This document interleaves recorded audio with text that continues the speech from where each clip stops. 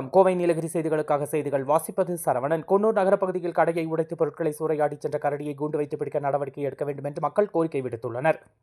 நீலகிரி மாவட்டம் குன்னூர் சுற்றுவட்டார பகுதிகளில் சமீப காலமாக வனவிலங்குகள் குடியிருப்பு பகுதிகளுக்கு உணவை தேடி வருவது அதிகரித்துள்ளது. இந்த நிலையில் குன்னூர் நகர பகுதியான டென்டில் பள்ளி வளாகத்தில் உள்ள ஆஷா என்பவரின் கடையின் கதவு மற்றும் ஜன்னல்களை உடைத்து உள்ளே சென்று வைத்திருந்த 20,000 ரூபாய் மதிப்பிலான தின்பண்டங்கள் மற்றும் எண்ணெய் மற்றும் குளிர்பானங்களை சேதப்படுத்தியது.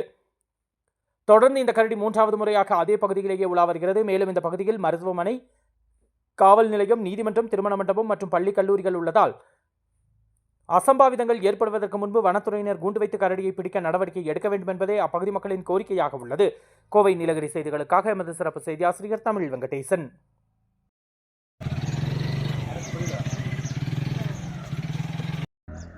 இன்று காலை அதிகாலை 4 to 5 மணி அளவில் டென்டில் பகுதியில் இருக்கக்கூடிய பெட்டிக்கடையில் கரடி புகுந்து அட்டகாசம் செய்து 20-25,000 ரூபாய் சேதப்படுத்தியிருக்கிறது.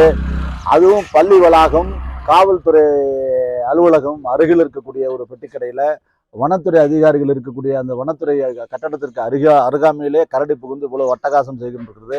மக்களுக்கு உயிர் பாதுகாப்பு வேண்டும் என்ற நோக்கத்திற்காக அந்த கரடியை உடனடியாக கூண்டு வைத்து பிடித்து அடர்ந்த காடுகளில் விடும்படி கோரிக்கை வைக்கிறேன்.